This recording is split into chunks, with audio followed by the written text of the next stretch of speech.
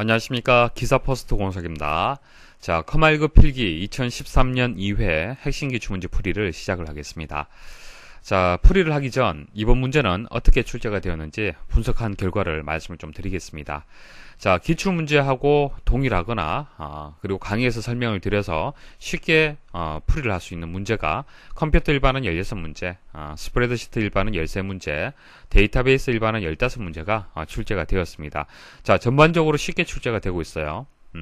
그래서 강의하고 기출문제만 잘 보시면은 누구나 합격을 할 수 있는 그 정도 수준으로 출제가 되고 있습니다. 다만 스프레드시트 일반, 그러니까 엑셀만 조금 주의를 하시면 돼요. 아시겠죠? 나머지 과목에 비해서 엑셀이 조금 어렵게 출제가 되고 있습니다. 자, 이런 이제 출제 패턴은요, 2013년 1회에도 마찬가지였습니다. 1회 때도 이런 식으로 출제가 되었어요. 그래서 앞으로도 계속 이 정도 수준으로 출제가 될 겁니다. 그래서 강의하고 기출 문제만 꼼꼼하게 보신다라면은 누구나 한 번에 합격을 할 수가 있습니다. 자, 변경사항에 대해서 안내 말씀 좀 드리고 풀이 들어가도록 하겠습니다. 자, 워드 프로세서하고 커말에 대해서 시험이 좀 바뀐 내용이 있습니다. 자, 필기시험 내용이 좀 바뀐 게 있는데요. 자, 필기시험 내용 중에서 운영체제 내용이 있습니다. 커말 같은 경우에는 컴퓨터 일반에 윈도우즈 XP로 해서 시험에 출제가 되고 있잖아요. 그죠? 그런데 2014년 1월 1일부터는 바뀌게 됩니다. 윈도우즈 7으로 출제가 됩니다. 그래서 시험을 준비하시는 분들은 가급적이면은 2014년도가 되기 전 2013년도에 모두 이제 자격증 취득을 하십시오. 왜냐하면은 아무래도 이제 버전이 바뀌게 되면요, 새로운 유형의 문제가 나올 수밖에 없습니다. 그래서 어렵게 여러분들이 접할 수가 있어요. 그래서 가급적이면은 이제 올해가 가기 전 윈도우즈 XP 기반으로 해서 출제가 될 때 그때 자격증 취득을 모두 하십시오. 다음 중 한 대의 시스템을 여러 사용자가 공동으로 이용하는 경우 각 사용자에게 CPU에 대한 사용권을 일정 시간 동안 할당하여 마치 각자가 컴퓨터를 독점하여 사용하고 있는 것처럼 느끼게 하는 시스템 운영 방식은, 자, 운영체제가 세대별로 해서 발달된 과정이 있는데요. 전체적으로 한번 설명 좀 드릴게요. 자, 1세대, 2세대, 3세대, 4세대 이렇게 나뉘는데 각각의 특징을 한번 잘 보십시오. 자, 첫 번째는 일괄 처리 시스템이 되는 겁니다. 일괄 처리 시스템. 제일 먼저 생겨난 방식이 되는데요. 한 번에 모아서 처리한다, 그런 개념이 되는 겁니다. 일괄적으로 모아서 처리하는 시스템이 되는 거예요. 예를 들어서 급여를 만약 계산을 한다. 그럼 급여는 한 달에 한 번씩 계산하는 거잖아요. 그렇죠? 수시로 계산할 필요가 없잖아요. 맞습니까? 자, 이런 것들은 일괄 처리로 해서 처리를 할 수가 있습니다. 그래서 가장 먼저 생겨난 방식이 이제 일괄 처리 시스템이 되는 겁니다. 예전에는 컴퓨터를 쉽게 이용할 수가 없었습니다. 비용이 많이 들기 때문에. 그래서 따로 전산실이 있었고요. 개인이 컴퓨터를 가지고 있다는 것은 생각도 못했습니다. 그래서 전산실을 이용을 할 때 이제 중요한 이런 급여를 계산한다든지 회사에 중요한 일이 있을 때마다 그때만 한 번씩 이용을 할 수 있었어요. 자, 이게 1세대가 되는 거고요. 이제 2세대 들어오게 되면은 다중 프로그래밍. 자, 다중 프로그래밍은요, 한 대 컴퓨터로 여러 프로그램을 실행할 수 있는 그런 개념이 되는 겁니다. 이런 거죠. 우리가 생각할 때는 이제 CPU가 하나 있으면요, 사실 CPU는요 하나의 프로그램밖에 사용을 못합니다. 하나의 프로그램밖에 실행을 못해요. 그런데 여러 프로그램들을 동시에 하나의 컴퓨터가 실행할 수 있다라는 개념이 다중 프로그래밍 개념이 되는 겁니다. 자, 그 다음 시분할 시스템. 자, 시분할 시스템은요, 여러 명의 사용자가 사용하는 시스템에서 컴퓨터가 사용자들의 프로그램을 번갈아 가면서 처리해 줌으로써 각 사용자가 각자 독립된 컴퓨터를 사용하는 느낌을 주는 시스템이다. 그러니까 금방 말씀드렸던 다중 프로그래밍하고요, 시분화 시스템하고 거의 개념은 같습니다. 같은데 초점이 달라요. 다중 프로그래밍은 여러 프로그램을 실행함으로써 처리량을 극대화하겠다는 것이 목적이 되는 거고요. 시분화 시스템은요, 응답 시간의 최소화가 되는 겁니다. 자, 무슨 뜻인지 설명을 드릴게요. 자, 이런 겁니다. 자, 시분화 시스템은요, 일정 시간 동안 CPU를 사용할 수 있는 권한을 할당을 해줍니다. 할당을 해주고요. CPU 속도가 빨라서 마치 독점한 것처럼 느끼게 해주는 그런 개념이 되는 겁니다. 자, 여러분들 컴퓨터를 예를 들어서 말씀을 드려볼게요. 자, 일단 CPU는요, 한 번에 한 가지 작업밖에 못합니다. 자, 그런데 여러분들 음악도 듣고 인터넷 하면서 워드 작업도 동시에 하죠. 그리고 게임도 같이 하면서, 그죠? 여러 가지 작업들을 CPU 한 대가 모든 작업을 하는 겁니다. 그런데 그때 물론 컴퓨터 상태가 좋지 않으면 그 컴퓨터의 사양이 좋지 않으면은 좀 버벅될 수도 있겠지만은 여러분들 컴퓨터의 사양이 좋다라면은 원활하게 작동이 될 거예요. 그죠? 전혀 인터넷을 이용한다고 해서 음악이 끊어진다든지 음악을 듣는다고 해서 워드 작업을 못 한다든지 자, 그런 일은 없을 겁니다. 그쵸? 자, 그러면은 여기에 CPU가 한 대가 붙어 있고 여기에 CPU가 한 대 붙어 있고 여기에 CPU가 한 대 붙어 있느냐? 그건 아니죠. CPU는 한 대밖에 없어요. 한 대밖에 없기 때문에 CPU는요 굉장히 빠르기 때문에 워드 조금 하고 음악 조금 하고 인터넷 조금 하는 거예요. 그러니까 일을 처리한다는 얘기입니다. CPU가 자, 이 작업을요 굉장히 빠르게 처리합니다. 그래서 요거 뭐 0.0001초 이것도 0.0001초 이것도 0.001초 사람이 인식하지 못할 정도로 짧은 시간 내에 이거 조금 계속 하는 겁니다. 그럼으로써 동시에 마치 실행되는 것처럼 느껴지게 하는 거예요. 개념 아시겠습니까? 자, 이게 시분할 시스템이에요. 시분할. 시간을 분할한다. 그러니까 컴퓨터를 사용할 수 있는 시간을 분할해서 나누는다라는 그런 개념이 되는 겁니다. 그래서 CPU를 마치 독점해서 사용하는 것처럼 느끼도록 하는 것이 시분할 시스템의 개념이 되는 겁니다. 그래서 여기서는 응답 시간의 최소화가 이제 초점이 되는 거예요. 아시겠죠? 다중 프로세싱. 자, 한 대의 컴퓨터에 중앙 처리 장치, 그러니까 CPU를 이제 2개 이상 설치를 해서 여러 프로그램을 실행하는 개념이 되는 거고요. 실시간 시스템은 한정된 시간 제약 조건에서 자료를 분석하여 처리한다. 그러니까 뭐 비행기 제어 시스템이라든지 교통 제어 시스템 이런 식으로 실시간으로 어떤 제어를 할 필요성이 있는 시스템, 그것을 실시간 시스템이라고 얘기를 하는 겁니다. 자, 여기까지가 2세대가 되는 거고요. 자, 3세대는 다중모드 시스템이라 얘기를 하는데 그냥 들어두시면 됩니다. 1세대하고 2세대를 혼합한 시스템이 되고 4세대는 분산 처리 시스템이 되는 겁니다. 여러 대의 컴퓨터들에 의해 작업들을 나누어 처리하고 그 내용이나 결과를 통신망을 이용해서 상호 교환한다. 컴퓨터가 수도 없이 많잖아요. 그죠? 자, 이렇게 분산되어 있는 컴퓨터들을 서로 연결해서 인터넷망으로 연결을 해서 분산해서 처리한다는 얘기입니다. 자, 그래서 여기서 중요한 것은 시분할 시스템이 시험에 자주 출제가 되고 있습니다. 그래서 이 문제는요, 시분할 시스템이 정답이 되는 거예요. 문제를 읽어보시면 한 대의 시스템을 여러 사용자가 공동으로 이용하는 경우, 그러니까 여기서 워드, 음악, 인터넷 이것을 사용자라고 보십시오. 사용자라고 보시면 돼요. 자, 공동으로 이용하는 경우 각 사용자들에게는 CPU에 대한 사용권을 일정 시간 동안 할당, 이게 시분할이에요. 시분할. 일정 시간 동안 할당. 마치 각자가 컴퓨터를 독점하여 사용하는 것처럼 느끼게 하는 시스템. CPU가 굉장히 빠르기 때문에 자기만 사용하는 것처럼 느끼게 해주는 겁니다. 이게 시분할 시스템의 개념이 되는 겁니다. 다음 중 통신 기술에 대한 설명으로 옳지 않은 것은 자, 1번 All IP. 자, All IP는 올해 광고에서 나온 적이 있습니다. 이런 겁니다. TV를 연결한 통신망, 그리고 스마트폰을 연결한 통신망, 이런 각종 기존 통신망을 이제 하나의 IP 기반의 망으로 통합한 것을 All IP라고 하는 겁니다. 그래서 설명이 맞아요. 자, 여기서 설명 중에서 PSTN이라고 나오는데 PST, 여기서 T가 텔레폰입니다. 그러니까 전화가 이용하는 이제 유선 전화망을 뜻하는 거예요. PSTN은 자, 이런 전화망이라든지 무선망이라든지 패킷 데이터망, 이런 뭐 인터넷망이라든지 이런 것들을 어떻게 통합을 한다. 하나의 IP로 그게 All IP가 되는 겁니다. 자, 아래쪽에 그림이 잘 나와 있죠. PSTN이라든지 PSDN, 이것은 데이터 교환망, 패킷 교환망이 되는 겁니다. 자, 이런 망들을 통합을 한 것이 하나의 IP로 통합한 것이 All IP가 되고요. 자, UWB라는 것은 근거리 통신 방식을 얘기를 하는 겁니다. 자, 블루투스 잘 아시죠? 블루투스 개념하고 동일합니다. 그런데 초고속 무선 인터페이스가 되는 거예요. 그러니까 속도가 굉장히 빠르다는 얘기입니다. 자, 그림을 통해서 말씀을 드리면요. 우리가 무선 통신하고 있잖아요. 다들 무선 통신하고 있는데, 이제 블루투스보다도 이 기술은요, 한 100배에서 200배 정도 빠릅니다. 고속의, 이제 무선 통신 방식을 얘기를 하는 겁니다. 3번 지급이, 설명을 좀 드릴게요. 자, 지급이라는 것은, 가정, 사무실 등의 무선 네트워킹 분야에서 10m에서 한 20m 내외의 근거리 통신 기술을 뜻하는 겁니다. 근거리 통신 기술.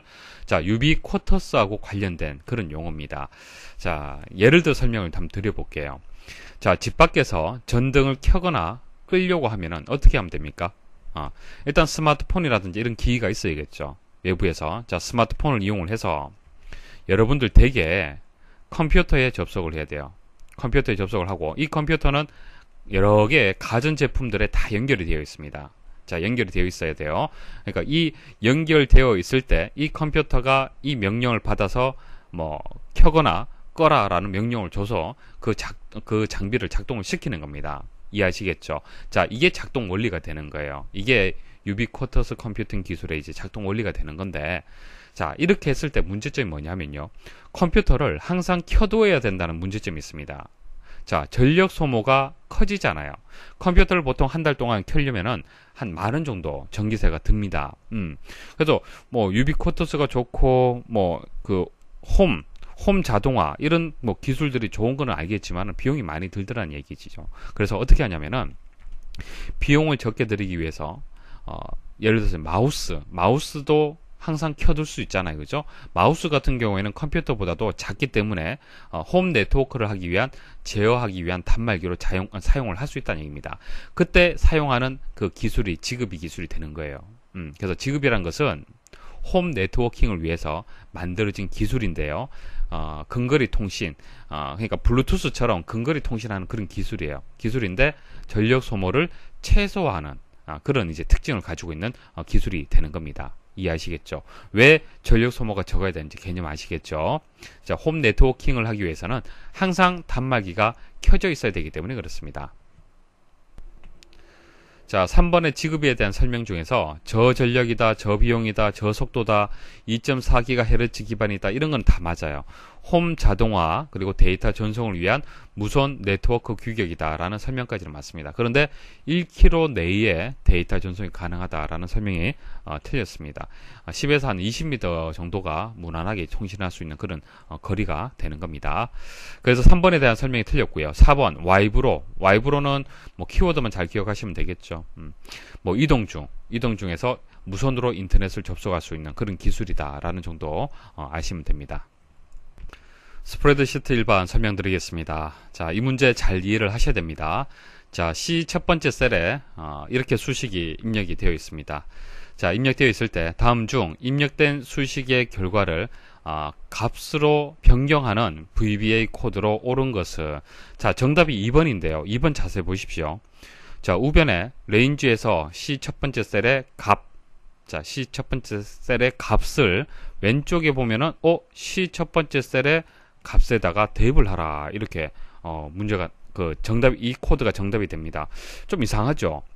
좌변하고 우변이 같아요. 자, 그런데 왜 2번이 답이 되는지 설명을 좀 드리겠습니다. 자, 문제에서 요구하는 것은 뭐냐면요. 이런 겁니다.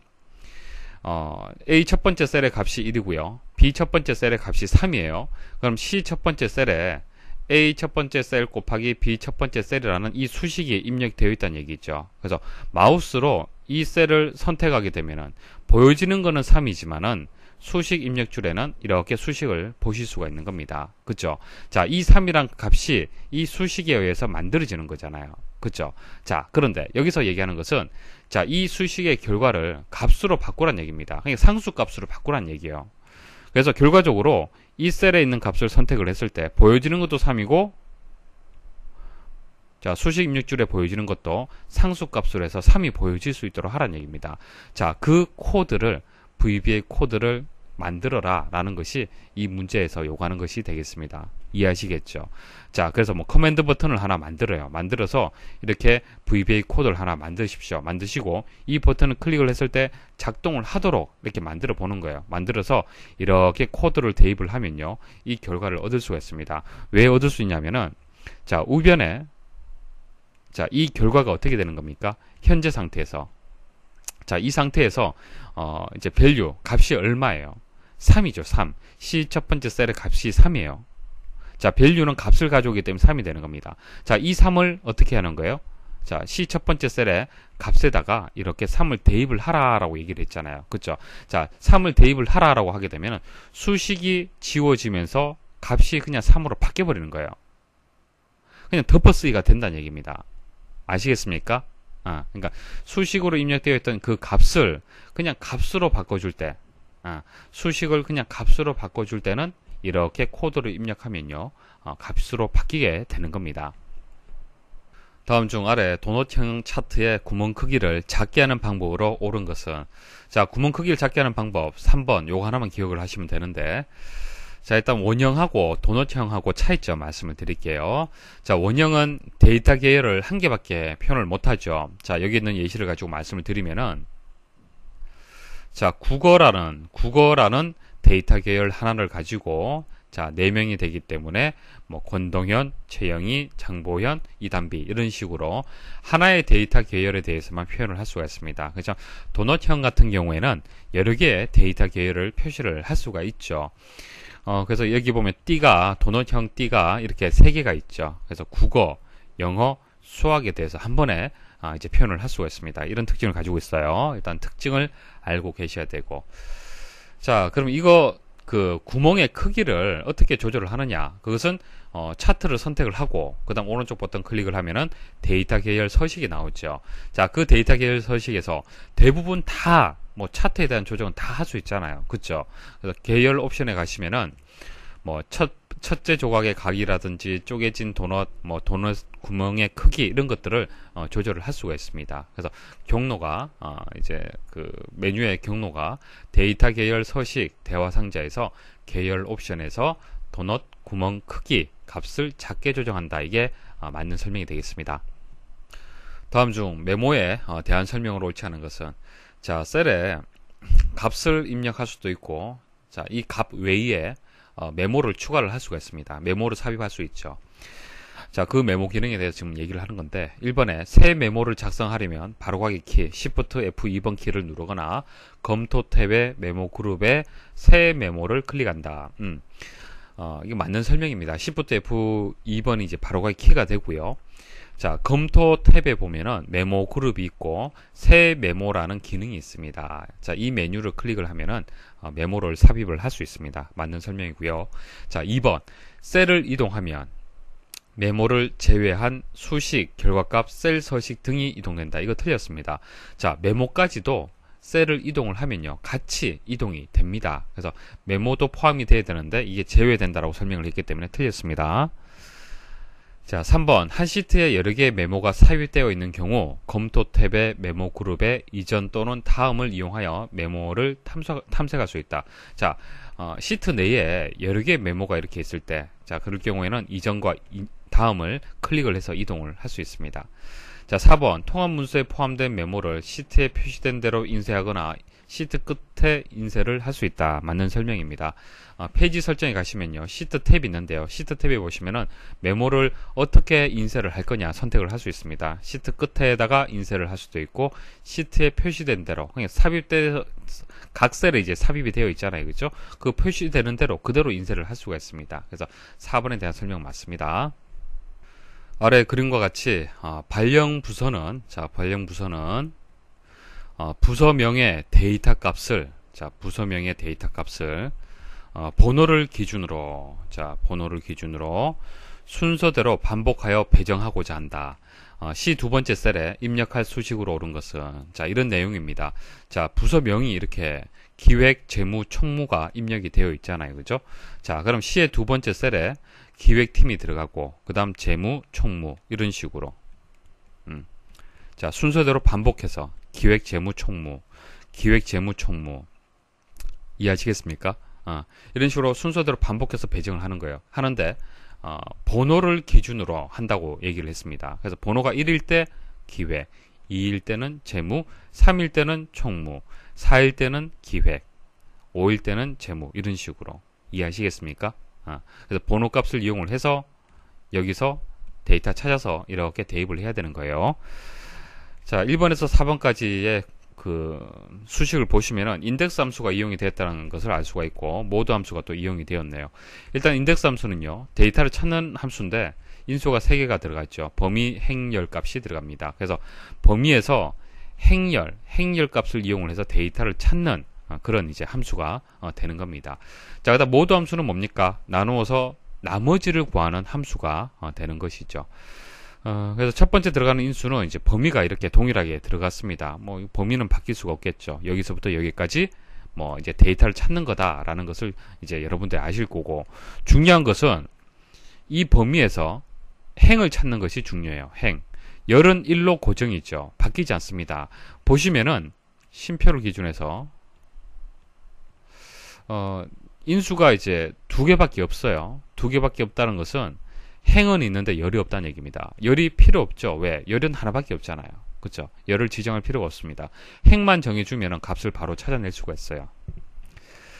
자, 그래서 이제 여기서 이제 수식을 찾아야 되는데 정확하게 3번이 수식이 맞는 수식입니다라고 찾으면 가장 좋겠지만은 어렵습니다. 그렇게는 어렵고요. 문제를 해결하는 방법을 말씀을 드릴게요. 대입을 하십시오. 대입을 해서 한번 구해 보는 겁니다.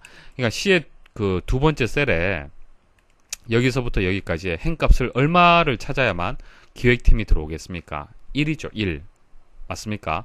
자, 이거는 2, 이건 3, 이거는 1, 2, 3, 1, 2, 3 이런 식으로 이해하시겠습니까?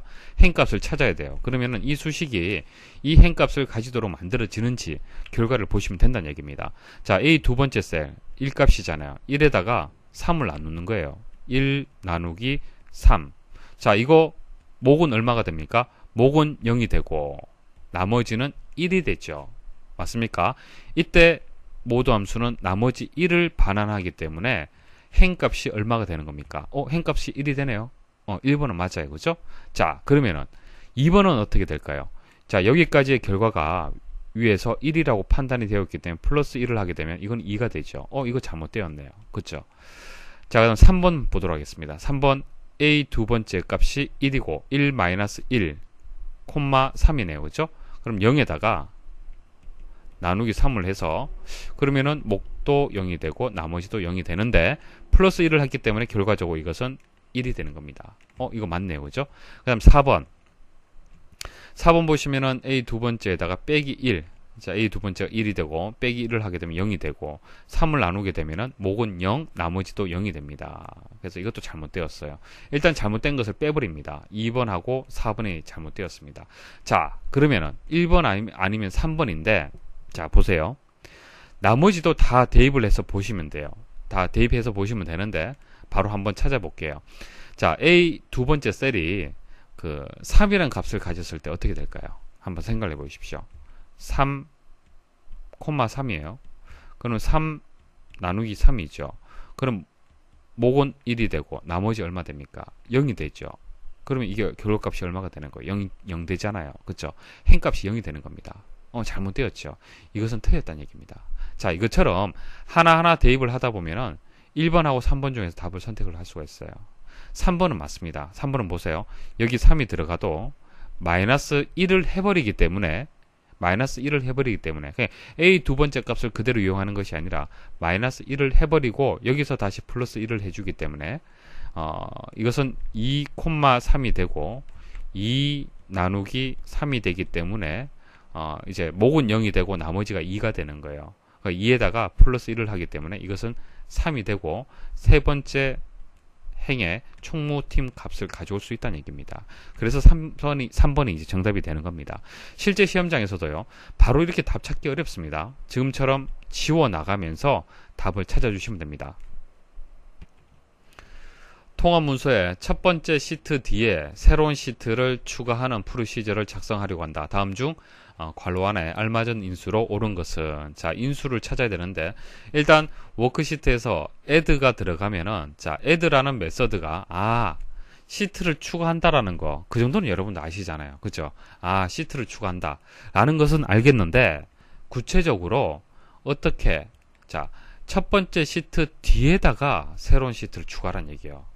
추가를 한다는 것은 알겠는데, 메서드는 알겠는데 인수값을 모르겠네요. 그죠? 첫 번째 시트 뒤에다가 뒤에다가. 자, 첫 번째 시트라는 것은 여기에 표시가 되어 있고요. 그럼 뒤에라는 것은 어떻게 하면 되겠습니까? 애프터라고 입력을 해주시면 돼요. 여기에다가 애프터. 뒤에. 되겠죠, 그죠? 자, 그럼 나머지 한번 보겠습니다. 자, add 메서드의 인수를 몇 가지를 좀 설명을 좀 드릴게요. 자, before는요, 지정한 시트의 앞이 되는 겁니다. 앞. before는 앞. 자, 첫 번째 시트 앞이라고 하게 되면은 before가 들어가는 거고요. 자, after는 금방 말씀드렸다시피 뒤에. 자, count는요, 추가할 시트의 수를 결정할 때 count 사용하시면 되고, 자, 타입은 시트 형식이 있어요. 시트 형식이 여러 가지가 있는데, 뭐 차트형도 있고 여러 가지가 있잖아요, 그죠? 자, 시트의 형식을 지정할 때, 그래서 이렇게 네 가지 인수가 있다는 거. 자, 각각의 정의 일단 알고 계셔야 됩니다. 그래서 금방 말씀드렸던 것은 이제 애프터가 들어가면은 뒤, 그리고 카운트에서 2가 들어갔죠. 그리고 비포가 들어갔어요. 그럼 비포는 뭡니까? 앞이죠. 앞. 첫 번째 시트 앞에 들어가는데 시트가 두 개란 얘기예요. 두 개의 시트. 됐죠? 이 정도 하시면 되겠습니다. 다음 중 아래 그림에서 수식. 자, 수식을 실행하였을 때 결과값으로 옳은 것은 간단한 문제인데요. 일단 min은 최소값을 찾는 거죠. 최소값을 찾는데 데이터베이스에서 찾는 겁니다. dmin. 자, 데이터베이스. 일단 범위를 선택을 해줘야겠죠. A 첫 번째에서 C 여섯 번째까지. 자, 여기서 여기까지 최소값을 찾는데 두 번째 인수는 열, 그 다음 세 번째는 조건이 들어가죠. 이거 다 공통적이잖아요. 그죠? 자, 데이터베이스 함수가 다 이제 공통적으로 인수가 이렇게 들어갑니다. 자, 열이 어떻게 됩니까? 2가 되네요. 첫 번째, 두 번째. 자, 두 번째 열에서, 자, 두 번째 열에서 찾는 거예요. 조건은 어떻게 되겠습니까? 2의 두 번째부터 2의 세 번째. 조건은 몸무게가 60 이상이란 조건이 붙었습니다. 자, 60 이상일 때. 자, 60 이상. 이건 안 되겠네요. 그죠? 자, 이것을 빼버리고, 여기서 최소값이 얼마가 되는 겁니까? 165가 여기선 정답이 되겠네요. 다음 중 엑셀 통합 문서의 웹페이지 형식 저장과 관련된 설명으로 옳지 않은 것은, 뭐 이런 것들 여러분들 뭐 기억할 수밖에 없는데, 자, 우리가 다른 이름으로 저장을 하잖아요. 그죠? 엑셀 파일을 작업을 해서 다른 이름으로 저장을 할 때 파일 형식을 여러 가지 형식 중에서 선택을 할 수 있습니다. 자, 웹페이지 형식으로도 저장할 수 있어요. 엑셀을 웹페이지 형식으로 저장을 할 수 있는데 한번 생각을 해 보십시오. 분명히 한계점이 있어요. 뭐 우리가 엑셀을 이용해서 구현할 수 있는 기능들이 여러 가지가 있잖아요. 차트도 만들 수도 있고, 뭐 부분합, 데이터 통합, 뭐 데이터 표도 만들 수도 있고요. 여러 가지 기능들이 있는데 그 기능들이 웹페이지로 다 표현이 될까요? 아니란 얘기입니다. 아시겠습니까? 자, 그런 한계점이 분명히 있습니다. 그래서 이렇게 저장을 하려면요. 저장을 하려고 보면은 메시지가 이렇게 나와요. 북1에는 웹페이지 형식이 지원하지 않는 기능이 있습니다. 자, 이런 메시지가 나옵니다. 그러니까 웹페이지로 변화를 하는데 지원하는 기능이 있고 지원하지 않은 기능이 있어요. 그죠? 자, 이런 메시지가 나옵니다. 자, 한번 읽어보겠습니다. 자, 1번 조건부 서식 중 데이터 막대, 아이콘 집합은 지원되지 않는다. 그러니까 조금 복잡한 이런 기능들은 지원하지 않습니다. 2번 회전된 텍스트는 올바로 표시되지 않는다. 자, 텍스트를 회전을 시켰잖아요. 그죠? 그것은 바로 표시가 안 된다는 얘기요. 올바르게. 자, 배경의 질감이라든지 그래픽과 같은 이런 관련 파일들은 하위 폴더에 저장이 된다. 그러니까 이런 이제 질감이라든지 그래픽적인 이런 요소들은요, 웹페이지에 바로 표시가 안 되고요. 별도의 폴더가 하나 만들어집니다.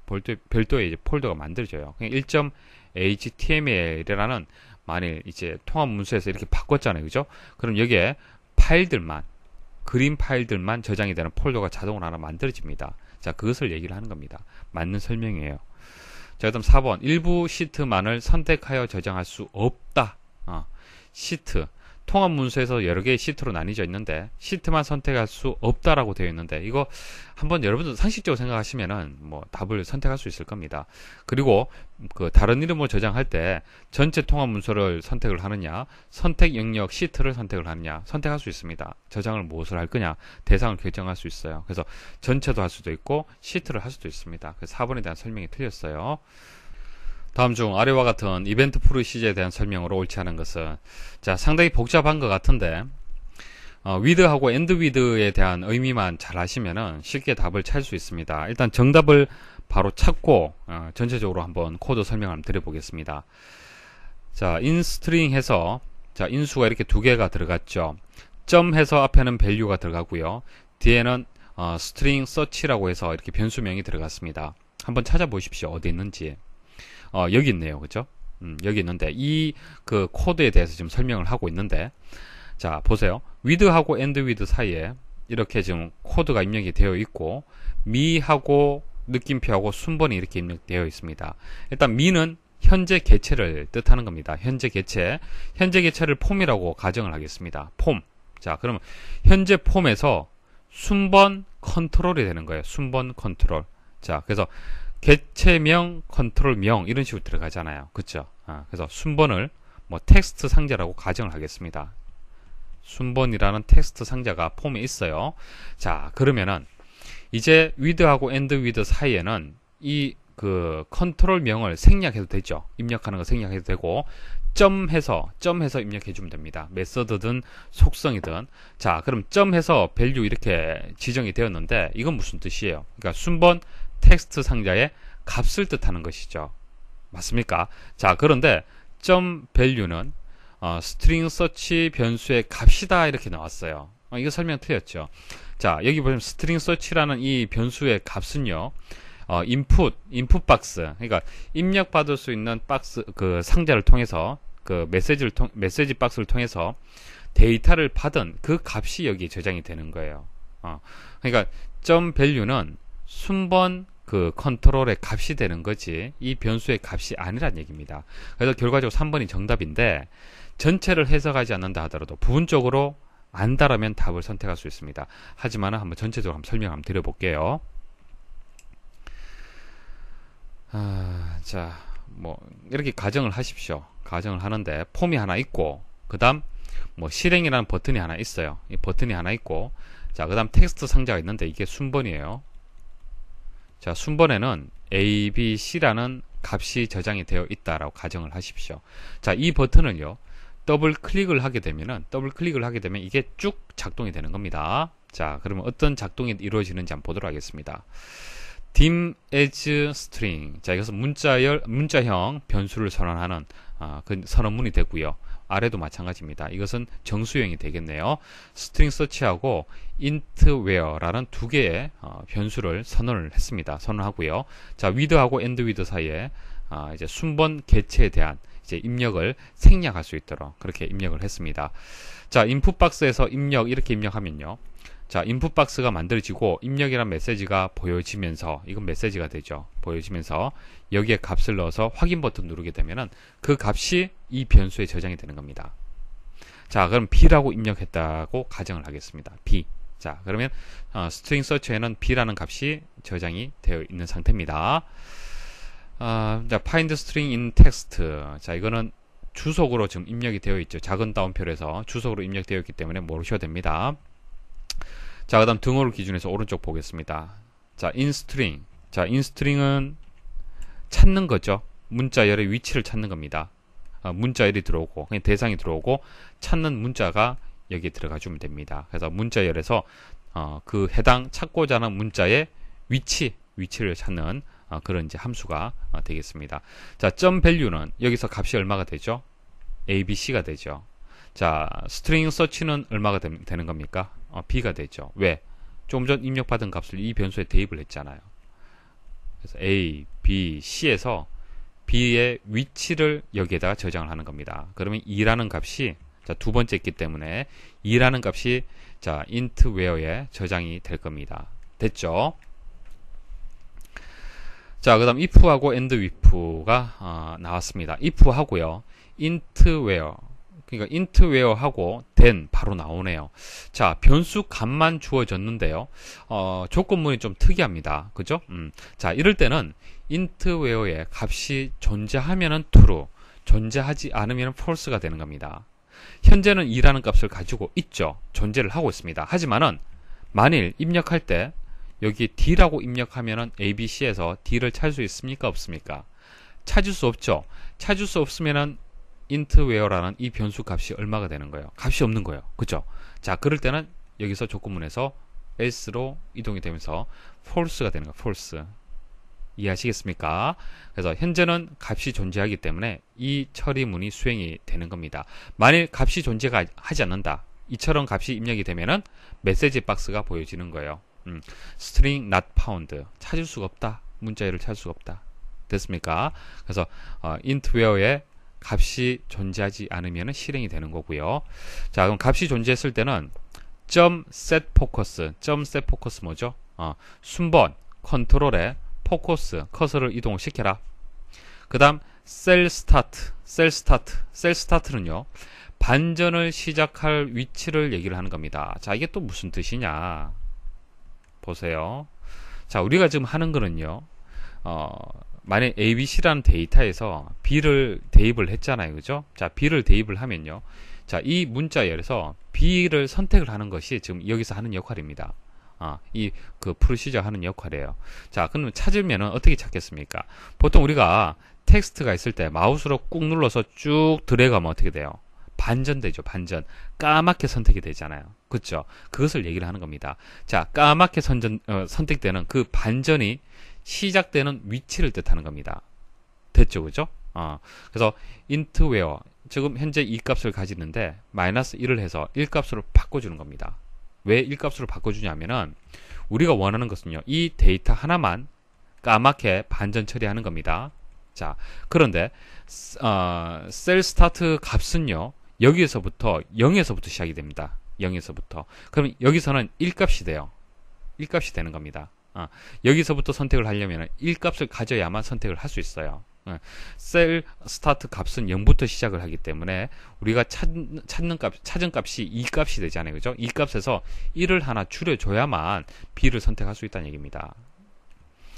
자, 그 다음 셀 랭스 길이가 되는 거죠. 길이.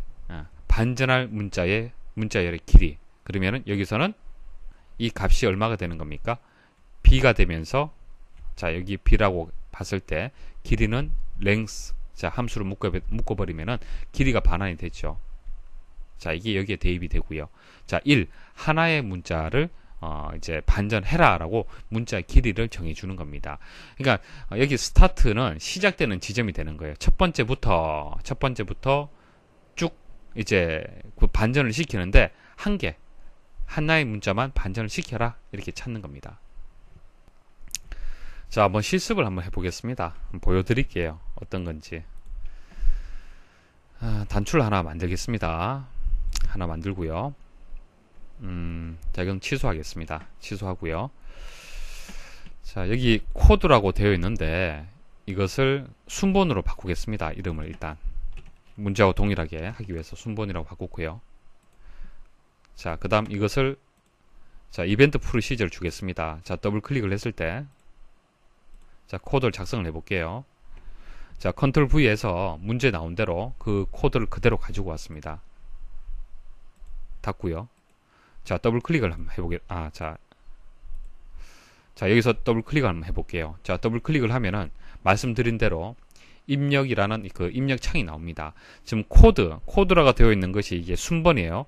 그러니까 이게 순번 이제 그 텍스트 상자가 되는 겁니다. 순번 텍스트 상자가 되는 거예요. 여기서 찾을 겁니다. 자, 그러면 FV라고 입력을 해볼게요. FV 여기 있죠. FV 자, 확인 버튼 누르겠습니다. 어떻게 되었습니까? 반전되었죠. 자, 다시 한번 자, 엉뚱한 값을 한번 넣어볼게요. 자, 확인 버튼 눌러보겠습니다. 메시지 나오죠. 찾을 수 없다는 메시지가 나옵니다. 자, 한 번 더 해보겠습니다. 자, A라고 입력을 해볼게요. A. 자, 확인 버튼 누르면 어떻게 됩니까? 반전이 되죠. 자, 어떻게 작동이 되는지 아시겠죠?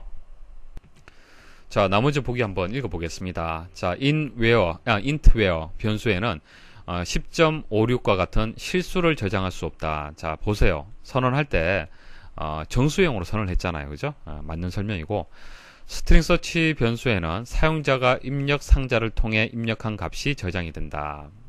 자, 이 부분을 얘기하는 거고 4번 입력 상자에서 입력된 문자열과 같은 내용을 찾지 못하면은 else가 되겠죠. else string not found라는 메시지 상자를 표시한다. 맞는 설명이 되겠습니다. 다음 중 피벗 테이블 폼에 대한 설명으로 옳지 않은 것은 자, 우리가 폼을 이제 만들 때 여러 가지 형태로 해서 만들 수가 있습니다. 그래서 만들기에 가서 기타 폼에 가면은 폼 마법사를 통해서 만들 수도 있고 데이터 시트, 모달 대화 상자, 뭐 피벗 테이블 이렇게 만들 수가 있습니다. 자, 엑셀하고 똑같은 개념으로 보시면 돼요.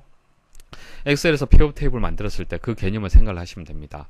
자, 1번 데이터를 요약 분석할 수 있는 피벗 테이블 형식으로 표현한 폼이다. 맞는 설명이죠. 자, 2번 작성된 피벗 테이블 폼의 스타일은 피벗 테이블 도구의 정렬의 자동 서식을 이용하여 변경할 수 있다. 자, 피벗 테이블을 만들고요. 피벗 테이블을 만들고 선택을 하게 되면은 피벗 테이블 도구가 만들어지고요. 디자인이 보여집니다. 디자인. 정렬이 아니라 디자인 메뉴가 있어요. 자, 그래서 디자인에서 수정을 해야 되는데 이거 설명 틀렸습니다. 메뉴에 대한 설명이 틀렸어요.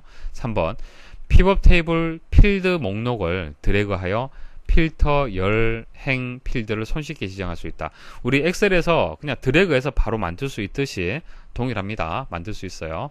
4번 만들기 탭 폼 그룹의 기타 폼에서 피벗 테이블을 선택할 수 있다. 맞는 설명입니다. 그래서 기본적으로 피벗 테이블의 엑셀의 기본 개념을 그대로 생각하시면은 문제 풀이가 좀 쉬울 거고요. 자, 2번 이와 같은 경우에는 이제 디자인 그 어떤 메뉴의 구성을 좀 아셔야 돼요. 그렇죠? 피벗 테이블 도구에는 디자인이 있다라는 거 아셔야만 문제를 풀 수가 있습니다.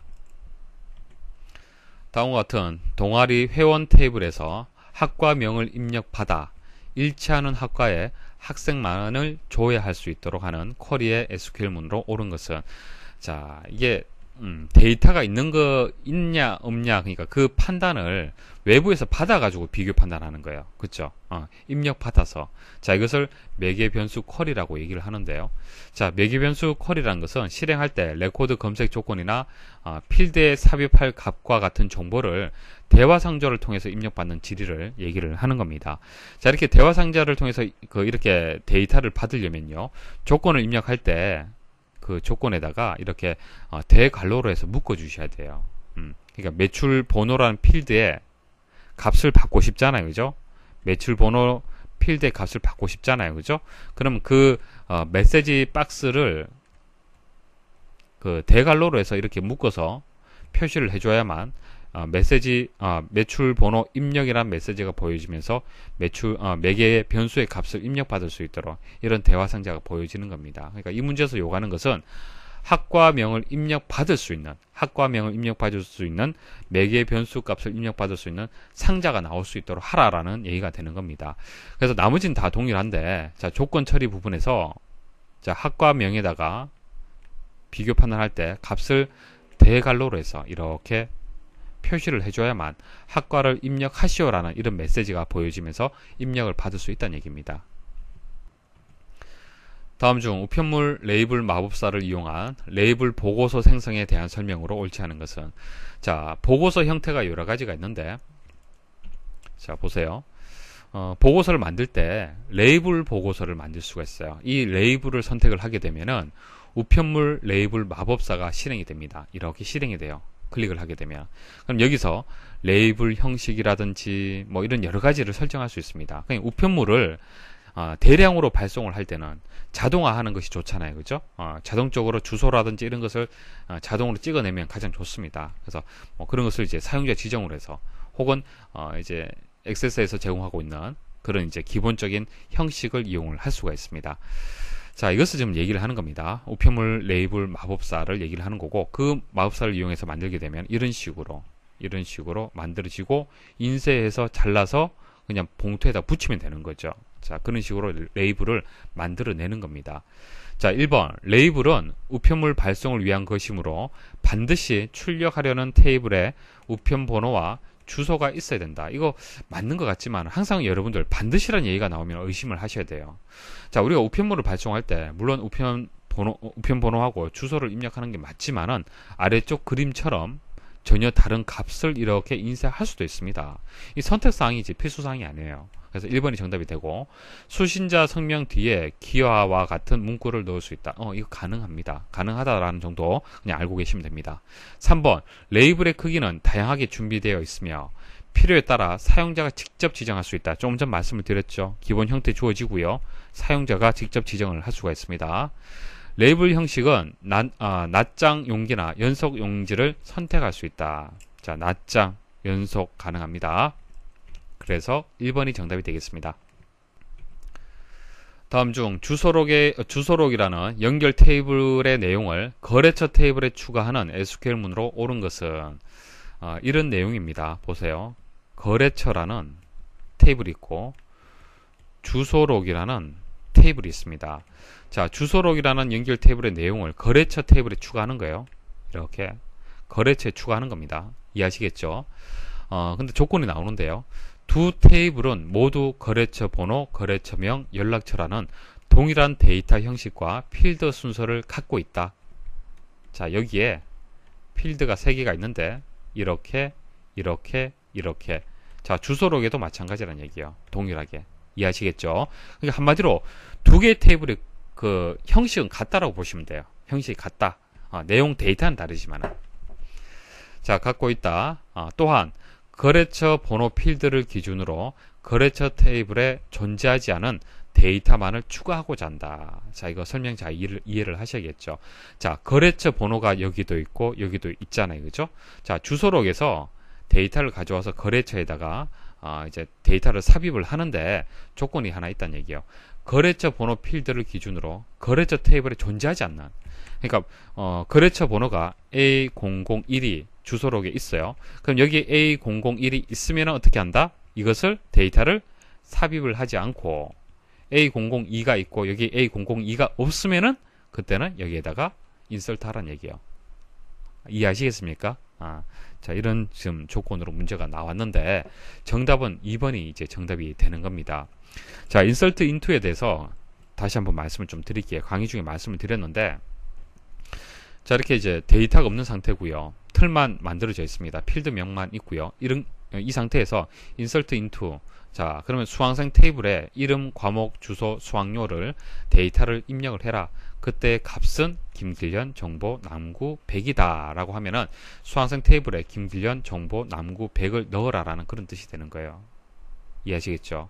그래서 뭐 1번, 뭐 2번 뭐 그런 형태가 되는 거고, 3번 같은 경우에는 셀렉트 문이 들어갑니다. 셀렉트 문. 그 인서트 인투, 자, 정보 수강생에다가 자, 이 필드에다 값을 넣는데 어떤 값을 넣느냐? 자, 셀렉트 문이 들어가서 수강생 테이블에서, 그러니까 다른 테이블에서 찾아서 그 값을 인서트 할 때, 자, 이런 식으로 해서 입력을 할 수가 있는 거예요. 자, 그러면 이 문제는 어떻게 해결해야겠습니까? 자, 주소록에서 가지고 와서 여기에다가 거래처에 넣어야 되는데 조건이 있었죠. 그래서 셀렉트 문이 들어갈 수밖에 없습니다. 그래서 인서트 인투, 자, 거래처에다가, 거래처 테이블에다가 넣어라. 넣어라. 자, 그런데 우리가 알고 있기로는 테이블명, 그 다음에 필드명까지 같이 들어간 게 맞죠. 들어가는 게 맞는데 이 문제는 어떻게 이 문제에서는 설명을 했죠. 주소록과 거래처의 테이블 구성이 같다는 얘기예요. 같기 때문에 이렇게 필드명을 입력하지 않아도 생략해도 상관이 없어요. 됐죠? 자, 그 다음 셀렉트 문이 나옵니다. 셀렉트에서 주소록 테이블에서 찾아라. 주소록 테이블 찾아라. 찾는데 조건이 있죠. 자, 거래처 번호가 같지 않아야 된다. 거래처 번호가. 여기서 얘기하는 거래처 번호가 뭡니까? 거래처 테이블에 대한 거래처 번호를 얘기를 하는 겁니다. 아니죠. 자, 주소록입니다. 죄송합니다. 자, 주소록에 있는 거래처 번호가 자, 또 셀렉트 문이 또 나옵니다. 자, 거래처에 거래처 번호하고 not in 같지 않아야 된다. 같지 않아야 된다. 자, 이 조건을 만족하는 모든 값을 인서트 해라. 됐습니까? 그렇게 해석을 하실 수가 있고 2번이 정답이 되고요. 나머지는 답이 되지 않는데 전혀 뭐 답하고 상관이 없는데 4번 보십시오. 4번이 비슷해요. 보세요. insert into 거래처 해서 거래처 부분에 필드명이 들어갔고요. 그 다음 select에서 여기 모든이라는 의미의 별표가 들어갔는데 여기서는 거래처명, 거래처 번호, 거래처명, 연락처라고 해서 문제에서 요구한 것을 그대로 필드명을 입력을 해줬습니다. 그 다음에 플럼 주소, 맞고요. where 해서 조건이 들어가는데 여기까지 다 맞아요. 그 다음 select해서 거래처 번호까지는 맞는데 플럼 거래처, 여기는 플럼 주소록이죠.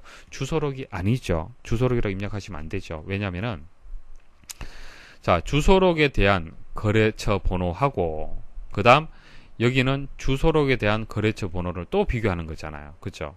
그러면 이게 잘못된 비교잖아요. 주소록이 아니라 거래처라고 하면은 맞는데 주소록이라고 했기 때문에 4번이 틀린 겁니다. 그래서 여기서는 2번이 정답이 되겠습니다. 자, 이렇게 해서 2013년 2회 핵심 기출문제 풀이를 마치도록 하겠습니다. 수고하셨습니다.